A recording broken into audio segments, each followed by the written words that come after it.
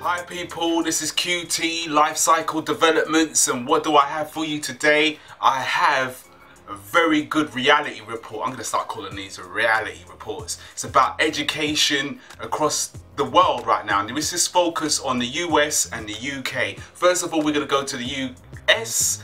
And in the US, basically, education, the theory of education and what it's worth and what you can actually get back for it, the debt that you accumulate, the money equals time, it's all come into a collision. And in that collision of debt, it's 1 trillion. There's a time bomb, 1 trillion.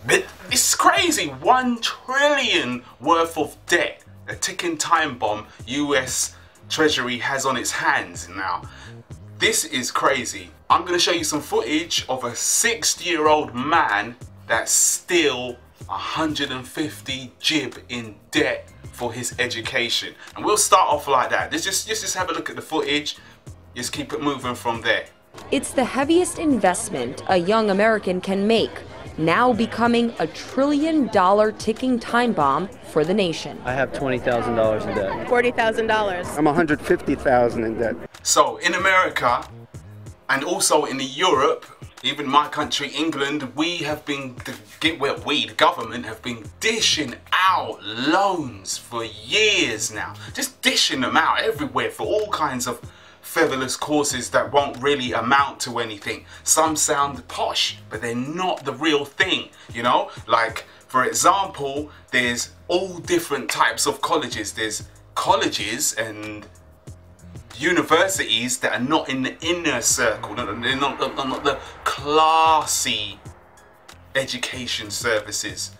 And I'll explain that. But in America, right now, they're just clocking debt. It's part of the culture to go to college, learn what you've got to learn and get this job. But there is no jobs anymore. And this is what they're facing. I mean, even students are taking their colleges, universities to court because of the promises and the spin they gave them, that the jobs that they'll get and what their education or degree is worth. Zero right now. Not even just in America, as you can see, it's serious. In England as well, same thing. People owe more on college debt than they do on their mortgages. Well, in America specifically. But what I'm trying to say is we are becoming the same way. You got kids out there that got 40, 50, 60 jib debt and they don't even own their own flat. They don't own anything. They've never really even driven a proper nice car. They've never done certain things. They haven't lived their life. They haven't gone on holiday. They haven't lived their life, but they are in debt. So they're now enslaved. Or they've got that debt, but there's no job. So how the hell are they going to pay off this debt? And if there's no job, how are they going to start to live their life? It's a serious problem. Just keep watching. The U.S. student loan bubble has inflated larger than car or credit card debt. In this ballooning crisis, graduates now have financial deficits that rival home mortgages. In New York, many have taken to the streets protesting against the unaffordable cost of higher education. We're already seeing a large increase in the number of student loan defaults across the country. And that's coming at a rate that is similar to the rate when the mortgage loans started to default as well. And like I said, this has a cumulative effect and it's a downward spiral. The next worst thing, the worst thing about the debt that has been accumulated, that it can't be written off. It's not like bankruptcy debt. I'm not going to talk too much. Let the reporter talk about it because it is serious. It is seriously serious. You can't, even though you can't pay it, you can't write it off. Remember, it's the government that gave you the money, whether UK, US. So it's on its books. It's on its GDP. It's all interreactive. It's all part of the circle. It is debt on the system. Yeah, and it's not like people don't want to pay it back. They don't have the means or the job or the life to get it, to accumulate it, to pay it back. There's people, Obama last year finished paying his college fees, because I saw it. He did some sort of exhibition, or it was the charity thing. It was something. It was on TV. The bottom line is he just paid off his college fees last year.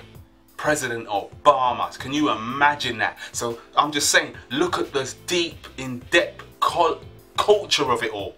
And what I'm saying, in the UK, we're just at the early stages of it. You know, kids have got debt, but it's growing. We don't want to go that way. So students, keep watching. According to reports, more than 50% of recent college graduates are unemployed or working low-wage jobs that don't even require a degree. Now, unlike other debt, student debt cannot be dismissed through bankruptcy. This means loans that U.S. students take out for higher education follows them for decades or possibly the rest of their lives. I don't think I'm ever going to be able to pay my debt off as long as I live. And so you're creating literally a class of indentured people. It's debt peonage, basically. Mike Friedman has a PhD in biology and works as a part-time teacher because he can't find a full-time position. It's the option of getting an education and then being in a state of financial, economic insecurity for the rest of your life. According to the Federal Reserve Bank of New York, Americans 60 years or older still owe $38 billion in student debt, and 10% of that group is past due on payments. Isn't that serious? 60-year-old people and upwards owe the government $38 billion. My gosh, if that isn't slavery, I don't know what is. Please just write it off. You gave more to bankers. Come on. Now, I want to know, when's this coming to the UK? When are they actually going to write this down? When are they going to talk about it? But that is really serious. That is slavery. Economical slavery. Call it what you want. That is serious. And it's coming to a town near you. UK, mate. It's already here. Be aware and wise. Don't fall in a trap. Because it's a trap out here in the streets. It's a trap out here in education. Senior citizens can even have their Social Security checks taken away. The money reportedly redirected to banks, waiting to collect. Now, the next thing that is pretty frightening is that if you're on Social Security, which is like social services, benefits over here, now, because you're in debt for your education that you acquired, they're sort of saying, well, you know, the money that we give you to live on, we need to pay your college debts. Hold on a minute. You're giving me money and you're redirecting it to a bank, which the bank, they make money off of it, tax it, give it back to us, the system. I don't know if that's a really right thing. I'm not saying too much about that, but I'm just saying you don't want that to come to England. I think it could. I think it could. Listen, this is the joke of it all. It's become so twisted that lawyers, high-class lawyers from places like Harvard, are literally turning around and suing using the intelligences that they've learned and suing their college. Suing their college. Can you believe that? All because of the fabricated lies of what a degree can do for you and can give you, the life it can give them, the jobs, everything is fabricated. But watch the footage. As the investment of a degree morphs from security to risk, more Americans are reportedly turning to online colleges to save money, while others are suing for a refund. Dozens of lawyers have filed class action lawsuits against their own law schools, accusing the colleges of fraud and inflating employment figures. It was an American dream when qualification equated to security, but now the once cherished degree appears to be no more than a gamble. And the sad thing is, it's not like college students don't want to pay the money. It's not like they didn't go to college in the first place so that they could get education so they couldn't work. It's that there's no damn jobs for them to work to pay back the money. That big six-figure job with your degree and your city life, it's not available anymore. Right now, I can't even get a job cleaning toilets for minimum wage. I've tried at a local motel. There's nothing. I've made dumbed down versions of my resume. I'm just begging for any sort of work, walking around, applying to Starbucks, McDonald's, anything like I did when I was 17, and it makes me think, wow, well, why did I even go to college if this is what it's ending up with? I'm approximately 2 months behind on my rent. I have no idea how to catch up. I lie awake at night just completely freaking out about this. I am frightened of being evicted. Interest. That's one thing when you're dealing with finance, even though it's not a finance company you probably got the money from, even though sometimes it could be cheaper than the government, I suppose, but the government is cheap, or it was cheap.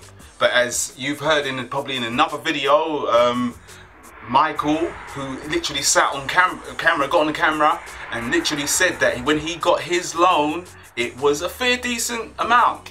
Then the interest started to rise sharply. Now, in America, you know, they do everything 4, 5, 6 times bigger than us. Check this out. I took out $40,000 in loans and I'm already owing $65,000, and I just graduated a couple of months ago. $25,000 in interest came out of nowhere. Income-based repayment is not an option with any private loans. Neither is deferment for the unemployed. For example, right now I'm desperately looking for work and Sallie Mae wants payments. They want me to pay about $700 a month. It's going to be defaults after defaults after default. And once you default, that's a black mark on your credit report for life, because student loans cannot be discharged in bankruptcy. There was legislation to take this right away in 2005 that Sallie Mae lobbied for, spending millions upon millions on lobbyists. Now, students and educated people, in the end of all this footage that you've seen, you're going to be thinking, well, what is it all about? First of all, it's about notifying you, making you aware from the US to the UK what is going on. Secondly, certain things we do not want coming to the UK. The interest, the debt, everything that you've got. Some of you are going to be in different positions where you're probably halfway there, you might be halfway paying. If you're fresh, you're just... Obviously, you're ending up in a sort of a position where there's nothing you can do, so you've had to readjust your life alignments. But you know what? Whichever way you educate yourself, or if you've educated yourself partly, or whichever way you accumulate this kind of debt, I would just suggest myself to you, this is my opinion, there's new ways of educating yourself. You can get that course, or you can get that sort of experience. You can educate yourself in a certain field to do anything on the internet now. There's videos, there's courses, there's gurus who do things, there's institutions, and it's all becoming net-based. Look, net-based, it's much more cheaper and you can do it in your own time. It all depends on what kind of profession and what kind of niche and what you want to achieve, I suppose. But in the end of the day, a lot of people took on a lot of debts when they could have just done a course that cost them £400 or £500. I mean, and I'm serious. Okay, so whatever you want to do is a bit more of an intellect thing. You can steal, whether it's computers, whether it's programming, you can learn all these different types of things, new ways of making money from the internet. There's videos about everything. If I want to learn how to do knitting, I can go on the internet and find me a knitting membership course somewhere that will teach me to do what I need to do, and within those niches there will be different levels of it. I can learn and do what I need to do, and all I need to do is either I'm doing it independently, which I always promote. People must be independent, learn, make your own money. Cut a long story short, whichever way you do it, I wish you the best. The bottom line is please do not accumulate debt, and I hope one thing that you get from this video is right now there's a time bomb, not just in the US, in the UK. And that's something I want to say. In the UK, how comes our government is not telling us how much student debt at large there is? That's another debt that's going to be on the government books that we ain't even talking about. Maybe that's something to think about. But either way, you just don't want to be that indebted slave. So in the end of the day, be wise, make the right choices, do the right things, and be smart about what you're doing. People care about what you can do and your skills, not necessarily your degree anymore. They're like, yeah, you got degrees, loads of people got degrees, but what can you really do? People care about what you really can do, not your degree. Like, for example, I do media. If you come to me and you got a media degree, the first thing I don't care about your degree. I care about what skills you have and what you can do. And I'm guaranteed most employers are looking for the same thing. I don't care how well you speak or this and that. That should be standard. The bottom line is what can you really do? Have you got the heart to do it? Are you a soldier in what you do?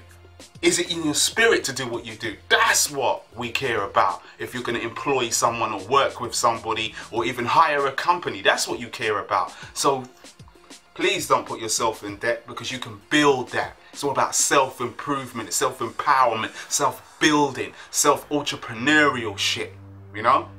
So that's my message of the day. I'm sorry if all that looked negative, but it's the facts. I might start, as I said, calling this the reality reports. It's all about education. I'm QT, Quality Touch. Peace, I'm out. Stay blessed. See ya!